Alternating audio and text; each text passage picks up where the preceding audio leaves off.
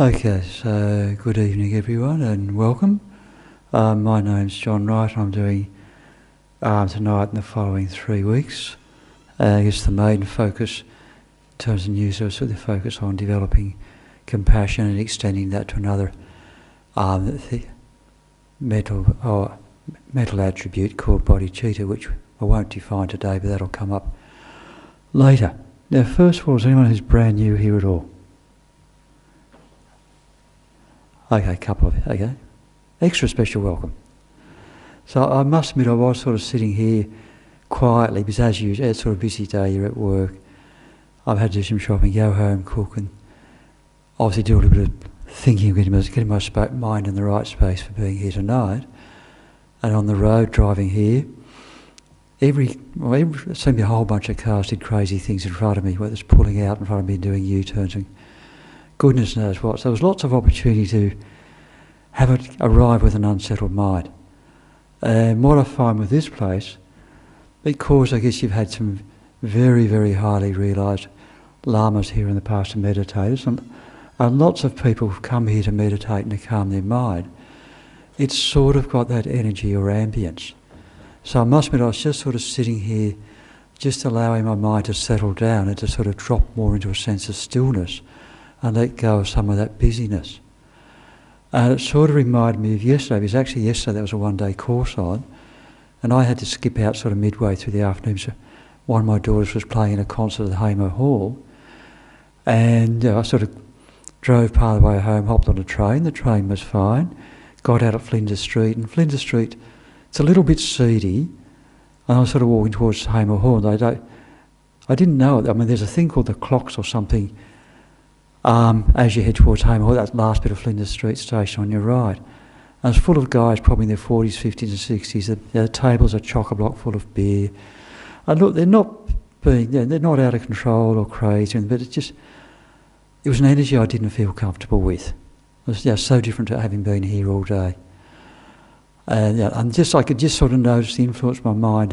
These guys congregating, there's a semi-football crowd, all that. I mean, not that I'm against football, proper football, which is rugby league, of course, not AFL. Have I stirred anyone up? But I just, having come from the energy of this place here, it was noticeably different, and an energy I didn't entirely feel comfortable with in terms of that particular space.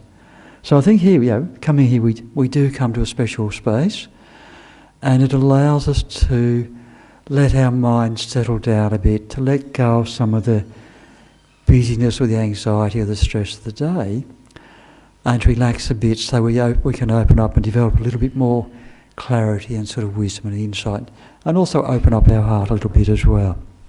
So, it's a really good place to be for us.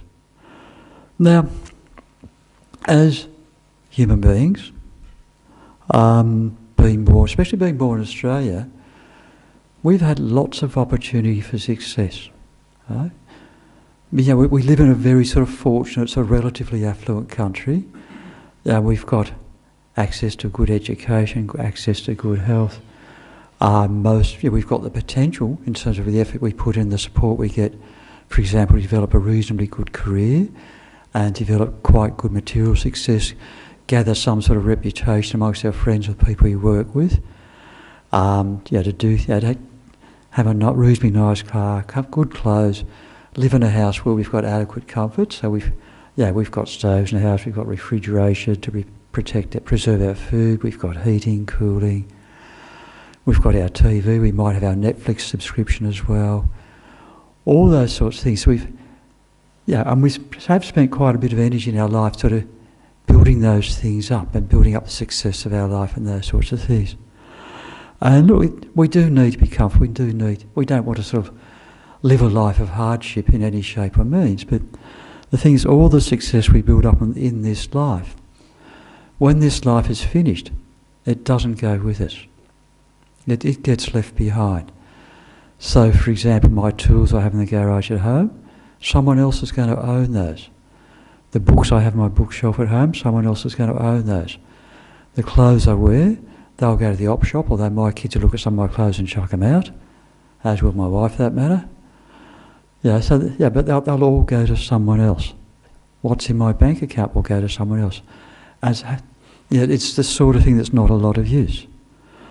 And I can also look in terms of the young people I've worked over many years, and it's interesting. They start off fairly young. They've got different goals and aspirations, and in my time I've seen quite a few of them develop quite good levels of success. So you have people who have become doctors, for example, and engineers, accountants, work in the field of commerce, nursing, teaching, different sorts of tradespeople, a couple of AFL players, a gold medalist in the Commonwealth Games, a world champion at 10-pin bowling. One or two have gone to jail. Their potential is fulfilled in another way. But so there's lots of opportunity. But these things, and what it illustrates is, you can set a goal and you can achieve something. The other side we need to look at, so that's part of human potential, is this opportunity to achieve success in this life. But also we need to look at, okay, what's our inner wisdom potential or our spiritual potential? In other words, the sort of stuff that's useful for us both this life and going beyond life. Because when we die, we can't, our reputation, our possessions, our wages, all those things, we can't take with us.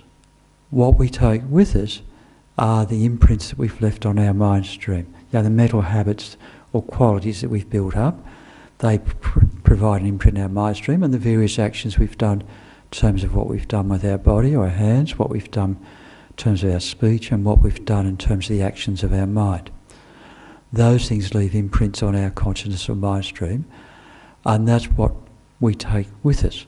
And then according to the habits we've built up, this then have an impact on our future existence. And in an ideal world, what we of course want to do is have a future existence which continues to become better and better, rather than a future existence which sort of plunges us into mental torment or anguish or different forms of suffering or unhappiness. We actually try to achieve more happiness as we progress through our existence, from one life to the other to the other. Now, I'm assuming that most of you come with the idea that we do have a life after this. If you're not, there's some food for thought. And that's probably another session in terms of looking at the reasons for why we might consider that. So we do have enormous spiritual potential, and for example, part of that potential, even in this life, we can do things to become a kinder person. In other words, a person whose heart is warm, who exudes or exhibits more warmth in terms of when they interact with people. They're more generous, they're more soft. There's a bit more wisdom and insight into the nature of our own mind and our own behaviour and our own existence, and therefore more understanding of other people and what they're going through, perhaps more skill to help people, guide people when they have problems as well. So with practice we can develop those qualities. That's part of our potential. We can also develop the qualities of reducing our selfishness and reducing our grasping the sense of me or I that tends to create a lot of problems for us. A lot of problems. And ultimately we can get to a point where we actually go beyond grasping to this concrete sense of I, which is a source, which is the foundation of the basis of our problems such as anger and attachment, jealousy and pride, all those sorts of things. And then even more ultimately, we can develop the qualities where we become what's called a dedicated being, or in Sanskrit a bodhisattva, someone who dedicates every moment of their life and every part of their body, speech and mind to the well-being of others, and then aspires to develop all the qualities possible so that they're best placed to guide and help others according to their needs. Because they've developed the qualities that they can see where other people are at. They know what their karma is, and have the complete openness of heart and mind, that there's no resistance or barriers to them being able to help others, and nor is there any sort of lack of unknowing or wisdom that acts as a barrier as well. And being such as that we refer to as an enlightened being or a Buddha. So in terms of our inner potential, that is something we can aspire to as well. It's, whether we, and this, by and large, that's something that takes quite a while to achieve. We're talking more than, most cases, far more than one lifetime, many lifetimes. But we have the potential to set ourselves on the path to develop those qualities, starting with, where we are right here, now and today. With that one. So, the quality I want to focus on, I guess, the next 3 weeks, is a quality of compassion. And my starting point is, I sort of, as you can do these days, I went on the internet and I thought, well, let's have a look at some definitions of compassion according to the internet. So, I read a few of them. So, for example, one dictionary, I pulled out a dictionary at home, and it said, inclining one to help or be merciful. So, that's sort of along the lines. Then another document said, compassion literally means to suffer together. I'm happy to have empathy. I'm not sure I want to suffer as well, but it's an interesting one. Then other definition, there's another one which was a feeling of sympathy or pity for others, especially one that makes you want to help them. And so that's added two extra slants that talks about the word pity and talks about making you want to help them. And then another one was a sensitivity to the suffering of self and others with a commitment to try and alleviate it and prevent it. And I thought this one was a bit more interesting because it also had a reference to self as well, which is actually really, really important. Really important. That we actually have compassion for ourselves as well, and acceptance of ourselves. And actually, without compassion for ourselves, we can't have compassion for others. So there's a challenge to think about, isn't there? So if we don't have compassion for ourselves, how can we then have compassion for someone else? So something for us to ponder on quite a bit in terms of that. Now, I should give you the Buddhist party line or definition of compassion, and it is the wish for others to be free from suffering. Is the definition of compassion in Buddhism. If we go to great compassion, then there's an aspect which is that the suffering of others is so unbearable to you that you want to do something about it. And when we get to bodhicitta, this is where you're doing, yes, I am going to do something about this. I'm going to aspire to become a Buddha, because this is where I've got the skill set or the means to actually do something about it, rather than being limited as I am. And for example, we look at ourselves in terms of what our ability to help others is, it's fairly limited. I can't even read my wife's mind, or my children's mind. I might have some sense of where they're at in terms of what's going on. I don't know what baggage they bring with them, say, from before, in terms of my kids before in their past life, in terms of my wife before I met her, those sorts of things. So I'm quite limited in being able to help. I can help people. If someone's got a thorn in their foot, I can take that out. If they're hungry, I can help. I can give them a feed. If they're cold, I can warm them up. If they need clothes, I can give them clothes. If they need someone to have a cup of tea with, I can do that. But at the moment, I'm fairly limited in terms of skill set I've got to help others. To a large extent, you're sort of stumbling in the dark. You do try, but it's fairly limited. So there isn't, from my point of view, I guess there's a need to try and develop that skill set. Okay, now, benefits of compassion. And again, I went to the psychology pages first, or the internet first. And the internet has, especially the whole area of what's called positive psychology, has a lot of stuff on compassion. They've got, I guess, quite excited about in the last few decades. And so one of the things it says, compassion enhances personal well-being by fostering connection and reducing stress and anxiety. Another point, practicing compassion towards oneself and others promotes emotional resilience and positive social interactions. Another one is integrating compassion into daily life can improve relationships, increase happiness, and encourage a supportive community. So it all sort of sounds obvious, doesn't it? In many respects. And from the Buddhist point of view, this would cover quite a bit of the advantages of compassion. So obviously if we have, the more compassion we have, in other words, the more focus we've got on others, the less tight we are and the more happy we are. It actually brings us happiness when we have compassion. Also, our interaction with other people is far more positive. I look in the world where I work, which is education, and you can see there are teachers who are really warm and caring, and the kids love them, and they tend to enjoy what they're. Both the kids are happy to want to be with that person, and that person enjoys being with the kids and doing their job. Although the work hours are long and it can be quite stressful. I see other teachers who, let's say, a little bit harsher or harder, and the kids hate them. Or the classroom becomes a battlefield. And then the teacher controls the kids through domination rather than through love and warmth and getting the kids on side. So it's really apparent in that sort of situation. Unlike, for example, if you go to a doctor, you might have a doctor who's warm and caring as opposed to a doctor who's fairly cold and distant. And it's fairly clear which one we prefer to go to. We're attracted to the people who've got the warmth and that sense of care about them, and we're less keen to spend time on someone who's less warm or seems grumpy or irritable and things like that. So compassion's really important for us that way. It's important in the family. If people have compassion, there's less conflict. In society, there's less conflict if there's compassion around. And even between countries, there's less conflict.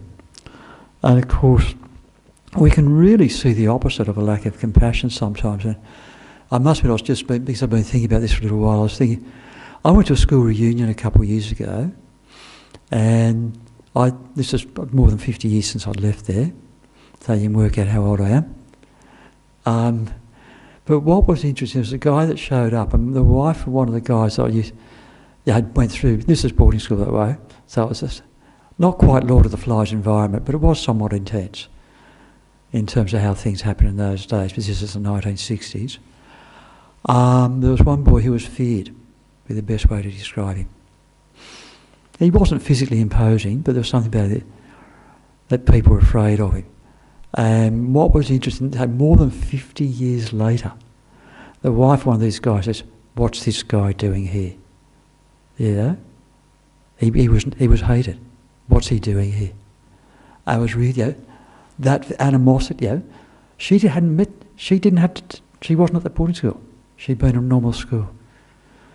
But there was that animosity carried over for that long towards that person. I thought, when I think about things, wow, it indicates, the effect people have on one another, and that sort of power, where you have a positive effect on people, a negative effect, and how long some people carry that effect, even if it was something that happened to their spouse instead. It's really interesting in terms of that. And we can see in terms of things like people like, for example, world leaders. It's really obvious that world leaders who have compassion, and we look at someone like Jacinda Ardern, for example, in New Zealand. She was amazing in terms of her openness and a warm heart.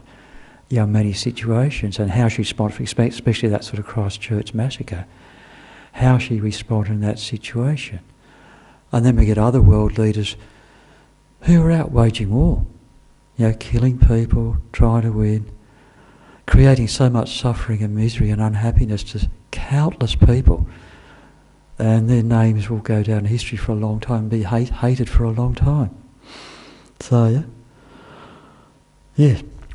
So there's enormous benefits for us to develop compassion, and the other side, of course, is there are disadvantages both to us individually and to society in general of not having compassion, or worse still having the opposite, which is hatred, anger, and all those sorts of things.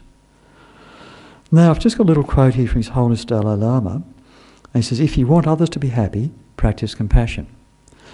If you want to be happy, practice compassion." So I'll just say that one again. So if you want others to be happy, practice compassion. And I think we sort of given an idea there. Just if we've got compassion, just the way we interact with others, well, they'll relax more and there'll be more friendship, more harmony, more peace. Yeah, just generally more happiness. And if you want to be happy, practice compassion. Because when we're practicing compassion, our heart, our thoughts, our mind are going towards the needs of other people, not towards ourselves. And the irony is, the more we focus on our own needs and sort of close ourselves in, the more separation we actually have from others. There's more separation, there's more barrier, there's more distance. Because we're focused on me. And the other that's out there is something that becomes an object for us in terms of trying to achieve happiness, our own happiness, rather than, we see them in a more positive light. Okay, how do I make them happy or have a positive interaction with them? So it's quite an interesting sort of concept, and perhaps it'll be contrary to some extent some of the messages we have in society, that if we want to be happy, it's actually better to focus on others by practicing compassion, for example. Yeah, I've got scraps of paper everywhere. Normally I normally don't do this on computer, because I like to do on scraps of paper and just put down key ideas, but I've got bits and pieces tonight. Okay, so we've covered the idea of what we mean by compassion. We've talked a little bit about the benefits of compassion from a point of view of psychology and I guess of Buddhism. I think we've perhaps got some idea of what life would be like without compassion. So now, of course, we should talk about, okay, now we've all got enthused, maybe I want to develop more compassion. How do we do that? And what I'm looking at over the next few weeks is an 11-step process which involves compassion. Will actually take us all the way up to bodhicitta. The steps involved. It's actually a combined technique. There are two major techniques. It's called the exchanging the 6 causes from one effect technique, and the other one's called the exchanging self with others technique. So this particular third technique is a combination of these two. So the starting point for these techniques is we need to develop a mind of equanimity.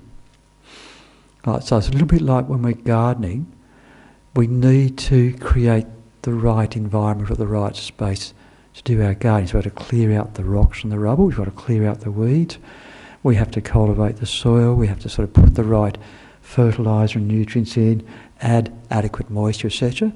And then we can put in the seeds that we want to put in, so we can get some beautiful flowers or a good crop, or whatever it is that we're trying to cultivate. So for the moment for us, we're trying to cultivate obviously love and compassion and ultimately bodhicitta. So our starting point is to develop a mind of equanimity. And there are 2 techniques in terms of equanimity. So we're just doing one today. And this one's based on the idea that when we interact with others, we can really categorise that or group into 3 different ways. We've got the people we want to be near. We've got the people that we've got some resistance to or feel uncomfortable with or don't want to be near. And then we've got the ones who we're sort of ambivalent to or neutral to or don't have any particular feeling either way. So we're sort of grouping people in those 3 categories. Now, traditionally this is called the friend, enemy, stranger meditation. So that's why I said the friends are the people we want to spend more time with. The enemy is the person we might feel a degree of resistance or discomfort with, or intense discomfort with, depending on how our interactions have been in the past. And the stranger is someone we haven't had enough interaction with or no interaction with to form an opinion either way. So what we're trying to do is to even out those attitudes in terms of how we interact with people, how we label people when we come across them. So part of what we do is sort of look a little bit at the big picture, rather than look at the immediate, this person said something the other day, so I'm responding this way, this person is the other person responding this way, is let's look in terms of a longer term viewpoint. And the classic one that I think of is, I presume most of us have been in relationships at one time or other, and some of those relationships haven't gone terribly well. So initially when we met that person, they were a stranger. And then we were attracted to them. We thought, and after all, it might have been very soon or a few weeks later or a year later, we thought, isn't this person wonderful? I want to spend all my life with them or whatever. And you can't bear to be without them, for example, and you're really, really close. And then gradually, and you've got this expectation, this person's going to give me so much happiness. My life will be wonderful with them. And strangely enough, sometimes it doesn't work out like that. And I can see some smiling faces already. It doesn't always work out like that because of the expectation we've placed on that person. We've sort of made a projection. We've overestimated the quality of that person or how we see them. And so things turn, and it can happen over a short time or long term, but eventually you can become mortal enemies. And it's like guerrilla warfare between one another, for example, sniping one another, sort of looking for little ways to sneak in or attack or whatever, or just a complete blow-up. And anyway, you end up going your own way, perhaps. But what's happened is we've gone from being a stranger to a friend to an enemy over a period of time. So there's been 3 different relationships with that person. Which one's the true relationship? Obviously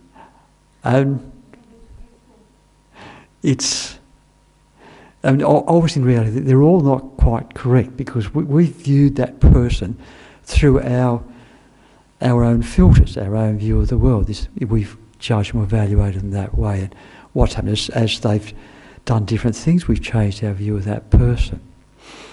And in reality, we can see when we do that with everyone, we can see that everyone's equally at different times, sometimes in this life, but if we look over many past lives, with each person, there have been times when they've been our friend, there have been times when they've been a stranger, there have been times when they've been our enemy.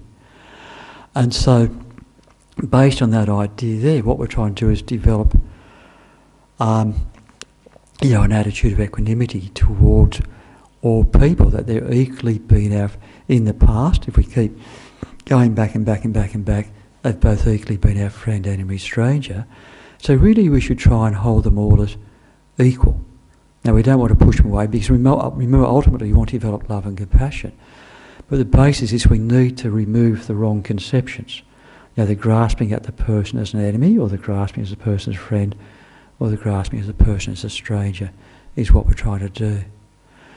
And I can think of one analogy that I've heard some lamas talk about is, say for example last week someone gave you $100 and this week they abused you, you'd remember the most recent thing, well that person abused me, I don't like them anymore.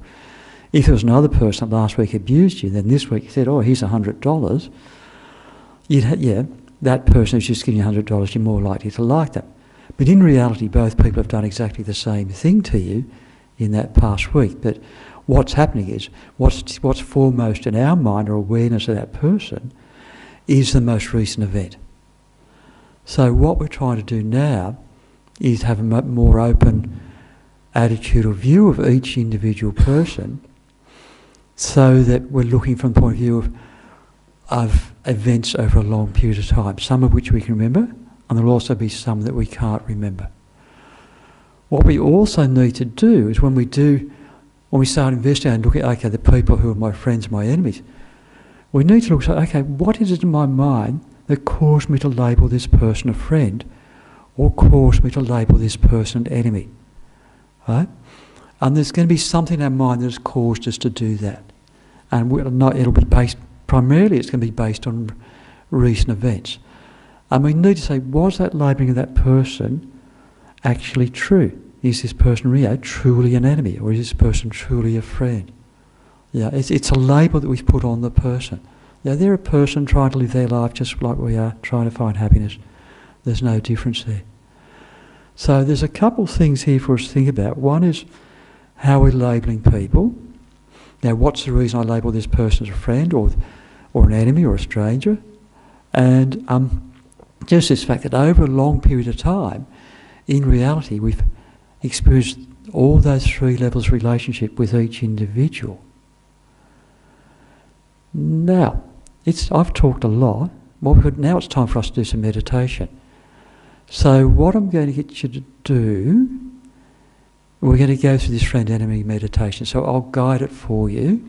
So just, if you need to just wriggle and stretch between sitting for a while, just have a quick wriggle and stretch to sort of take anything out of your body you need to.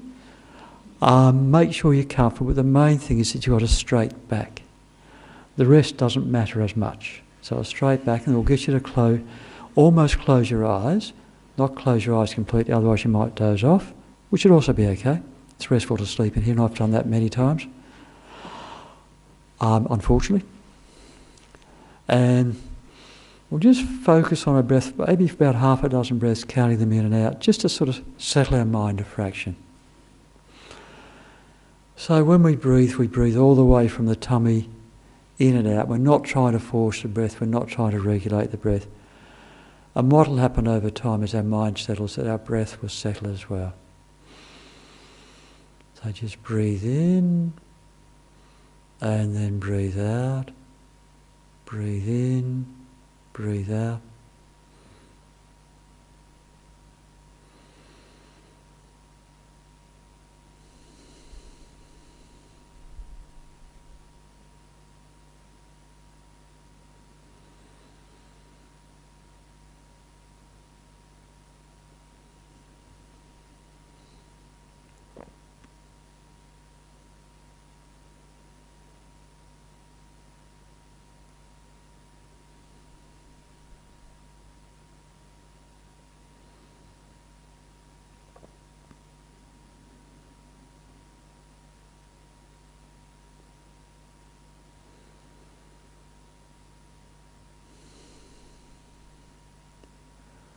Okay, so now what I want you to do is visualise in the space in front of you, or imagine the space in front of you, there's three people.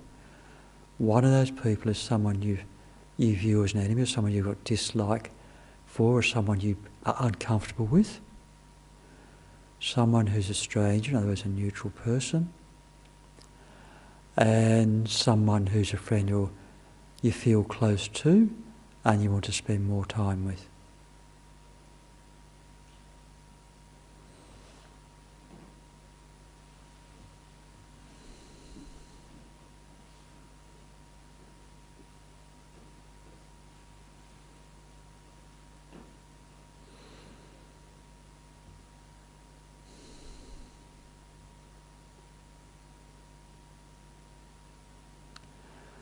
So once we've got a sense of the presence of these three different people in front of us, now I want you to investigate each person and just sort of ask yourself, why have I labelled this person, or why do I see this person as an enemy? Why is it that I see this person as a stranger that I sort of have indifference to? And why do I see this person as a friend? That's someone I want to be, feel that I want to be with and who can make me more happy. So I'll spend a couple minutes just trying, looking at why we label these people this way, or what events occurred for us to see them in that light.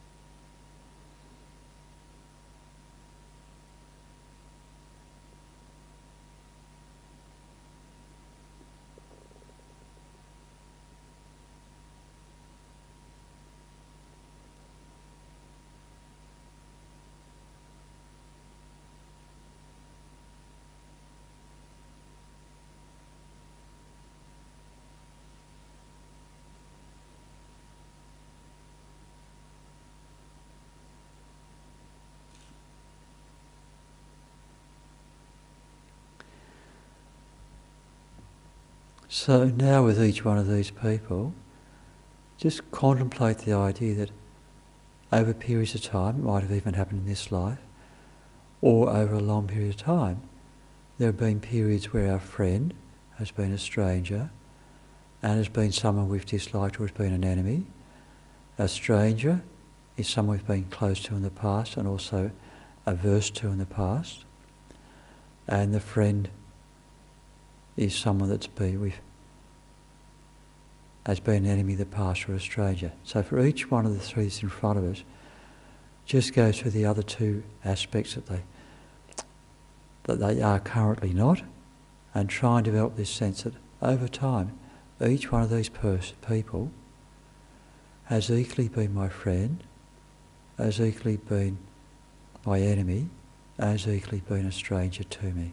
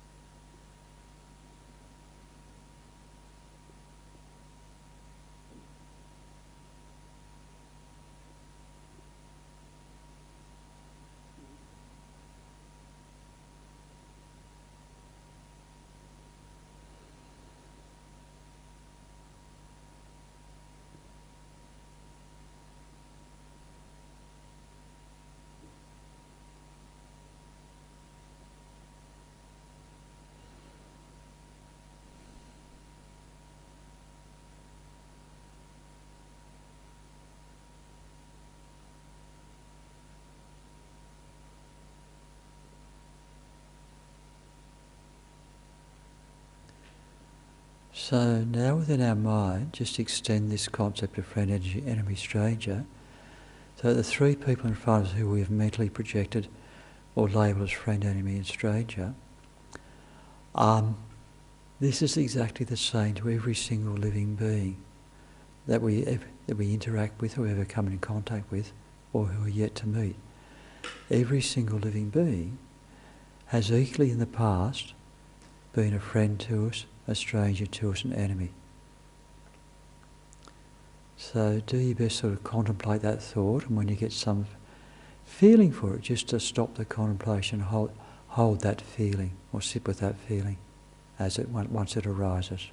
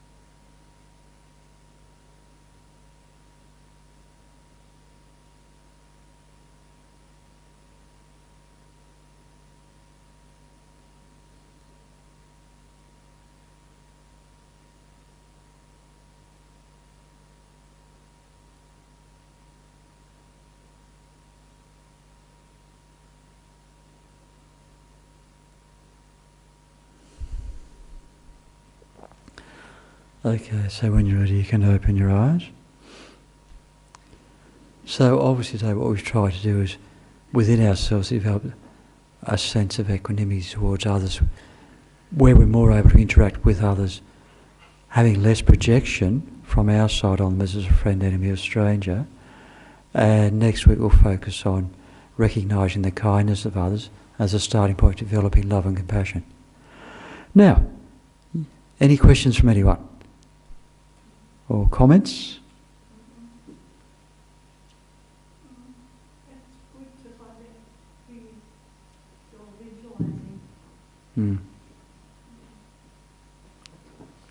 Yes. Question, you spoke earlier about animosity and the ability or determination of some people to hang on to that for extraordinarily long periods of time. I was just wondering if you'd like to expand on that propensity that some people seem to have. So the question is asking about the propensity some people have to hang on to an animosity or negative attitude for someone for a very, very long time. And that was related to the example the boy I went to boarding school with. I guess we all have propensities to hang on to things, and from one, let's see, how do we answer that? Well, in that example, it seemed that you were almost inferring that there was some particularly, for want of a better word, poisonous quality of the person who was feared by everyone. Yes. That was what was generating this long-standing grudges. But from the other side, for the people who are actually carrying those grudges or those feelings for years and years and years, they're also playing a role too, aren't they? So I'm just curious to hear your thoughts on that kind of dynamic.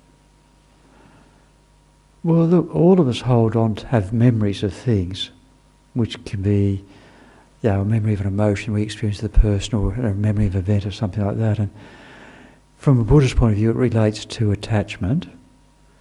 And, to some extent, it's for the person who's held on to that hostility towards this person. That's not good for them either, of course. But I guess I was using it just as an example of how the impact of a lack of compassion, and how far-reaching that impact can be on other people at times.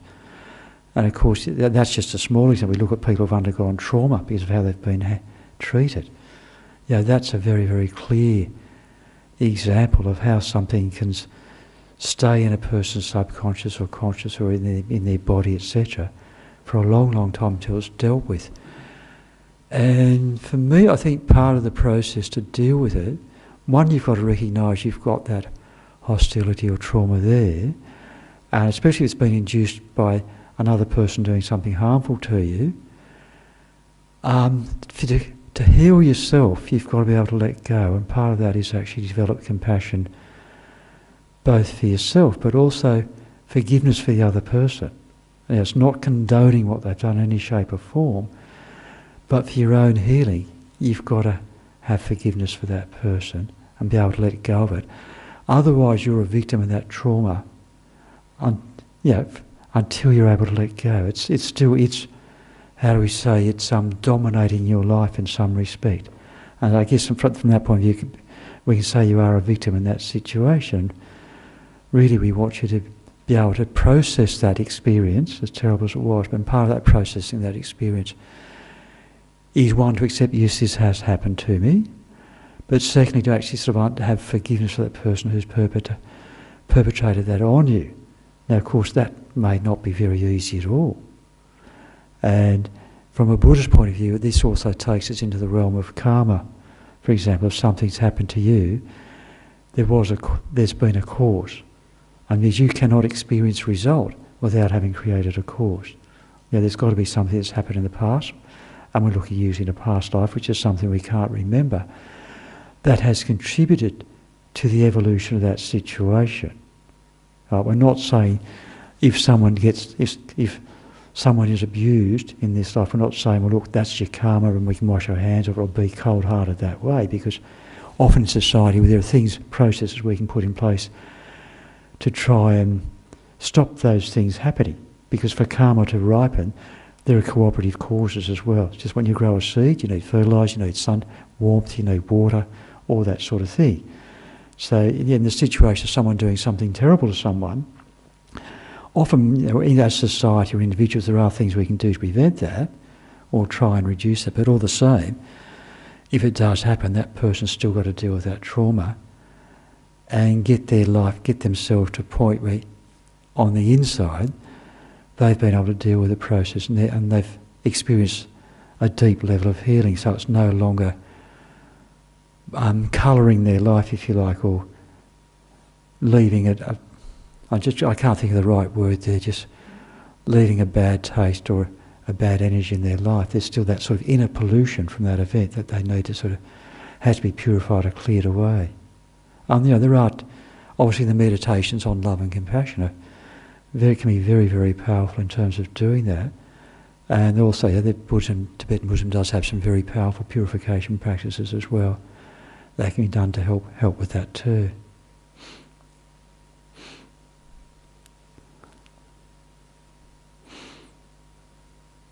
Any other questions or comments? Forgiveness is important to be purified. Both to ourselves and to others. Because otherwise, if you haven't got forgiveness, you're still hanging on to some sort of anger, and that's a harmful emotion for us. That's, you know, if we've got anger in our heart, that's destabilising our own inner peace and well-being. Yeah, anger destabilises us. It destroys our peace, destroys our happiness. It's not in any shape a positive emotion. So, regardless of what happens to us, we've got to let go of that anger. And yeah, I guess one sign we've let go is if we've got forgiveness for the person who perpetrated that on us. Now, having said that, sometimes trauma doesn't come from someone harming us. So one of my friends, he was a country copper, and he get called out in the middle of the night to see car accidents, and he saw some horrific things, and he had a mental breakdown as a result of that and spent the rest of his life with PTSD. So he had severe trauma, and he couldn't deal with it. Which made it difficult for his family, made it difficult for him. Yeah, right up to the very end when he died, it was still quite difficult for him. Yeah, I mean, he had a lot of support, and he did meet the lamas, but he wasn't comfortable sit with his mind. It was too hard for him to sit with his mind and just sort of let things settle. But he did spend a lot of time helping people and stuff like that. So there were a lot of positive things that he did in his life as well. But yeah, he didn't heal, not completely. Now I saw a hand up.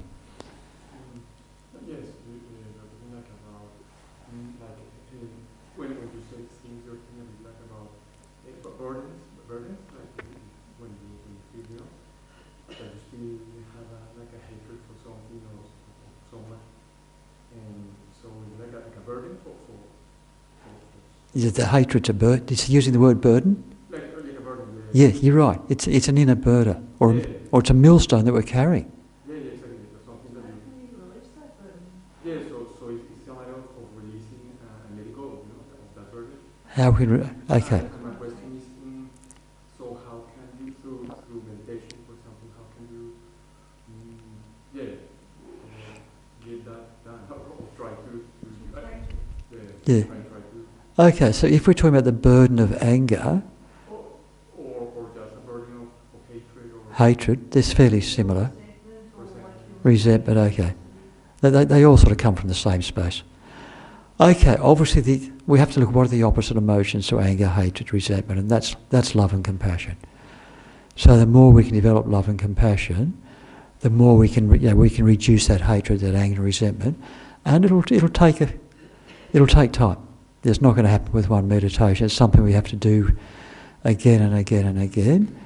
Also, we have to get insight into the nature of our view of ourself. Because when we've got a concrete sense of I at my heart here, that then, based on that, we then have attachment and aversion. So aversion, which leads to anger, means we're trying to push things away. And attachment are the things we want to sort of try and grasp on and hold to. And of course we can't hold anything. The more we try and grasp something, especially if it's another person, the more they want to move away from it, sort of thing. But so there's two aspects. One's meditating love and compassion, to overcome anger, etc. But underlying anger is, I guess the Buddhist party line, we use the word ignorance, which is this wrong concept of a self. And so, if those of you who've been to Buddhist teachings before, you've probably heard teachings on the topic called emptiness. There was the idea of this view of a self that we have as this concrete, permanent, singular entity is actually false. It's empty of being that. That the only I we have, that our I is actually something that's dependently arising, it's dependent on causes and conditions, dependent on parts, and it's just dependent on just being merely a label, merely labelled and nothing else. But we hold on something far more concrete, which then leads, I said, to attachment and anger. So the ultimate solution is to get what's called a direct realisation of emptiness. That you need single point of concentration for. There's quite a lot of work to do before we get there. And in reality, I mean, I'm not going to get there this life. I might have, and most people don't. But look, we do aim for it, to try and soften that sense of I. In the short term, to soften the sense of I, if you want to meditate on death and impermanence. Meditate on your own mortality, the fact that it's absolutely certain I'm going to die, because there's no one else who hasn't died in history. It's absolutely uncertain as to when I will die. I mean, I must admit I'm not aware of anyone dying in the Gompa here yet, but one day someone will die here. Or you'll die on the way home, or next week, or next year. But it's absolutely certain we're going to die, and that when we're going to die is pretty uncertain. And of course, at the time of death, the only thing that's useful is the spiritual practice we've done, the practice of virtue and benefiting others. That's what's beneficial for us. So we meditate and contemplate our mortality as much as possible, because that'll dampen that egocentric sort of attitude that we have, and also the grasping and that sort of stuff, and chasing things for this life only. So, seeing our wealth as being the most important, seeing our reputation being the most important, seeing our power as being the most important, and our comfort as being the most important. So meditation on death and impermanence will help reduce that. And I know a friend of mine, he was a monk in Thailand for a while, so what they used to do to the young monks there, he would have been in his 20s in those days, is they'd actually take him to a mortuary, to see autopsies being done.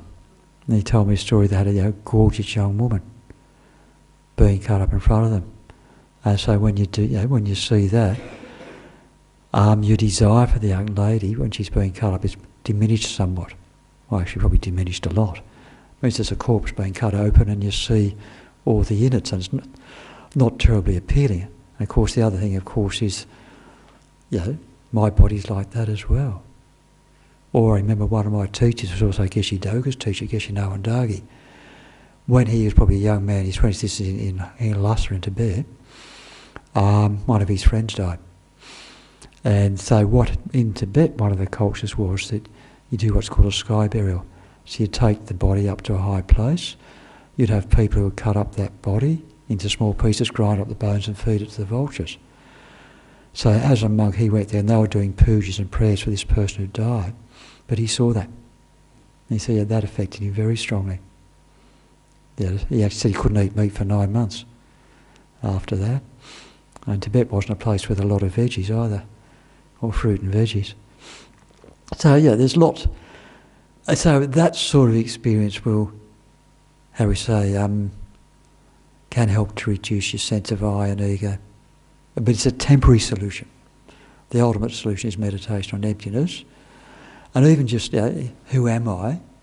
Investigating where is the I? Is the I in my body? Is the I in my mind? Is it a combination of both or separate from? There's a whole bunch of analytical meditations along those lines that can be done to investigate the nature of the I. Where does it exist and what is it? Does it actually exist, sort of thing? Now, having said all that, we do exist. Buddhism is not saying you do not exist.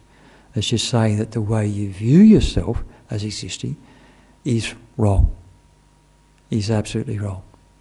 But we're not saying you don't exist. We do exist, but not the way we think. Okay, any other questions? We've covered some pretty deep topics. Okay, so I'm looking at the time it's almost 2 minutes to 9, so we might finish off. So first of all, thanks everyone for your attention and attending, and hopefully it's worthwhile. And if you're keen to do homework, try this friend enemy stranger meditation, even like 5 minutes a day or something like that. And every day, and just see, does that have an impact on how you view people? Because what we're trying to do is reduce the projections that we put onto people and see them more evenly, and then that becomes a foundation for developing love. And we're talking about love here, which is the wish for others to be happiness, as opposed to the love we have in our society, which is all about attachment and how this person will make me happy. And if this person's not with me, the sense of loss and unhappiness I'll have. And looking at a lot of you guys being my sort of generation, there are lots of songs about lost love and things like that out there to refer to that is really the attachment rather than true love. So yeah. Okay, so we've had, hopefully what we've done tonight has had a positive impact on our minds and our hearts.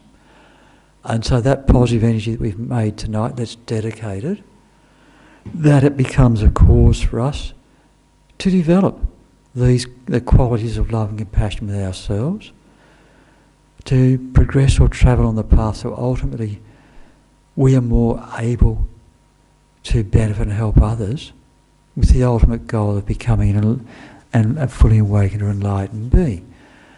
And that also, with the idea that we're able to then benefit all living beings, so starting with the people we interact with on a daily basis, such as our family, co-workers, friends, etc., and expand that to being of benefit every living being that we ever come in contact with, that we have able to have a positive interaction with them, and make their day better because of the sort of person we are.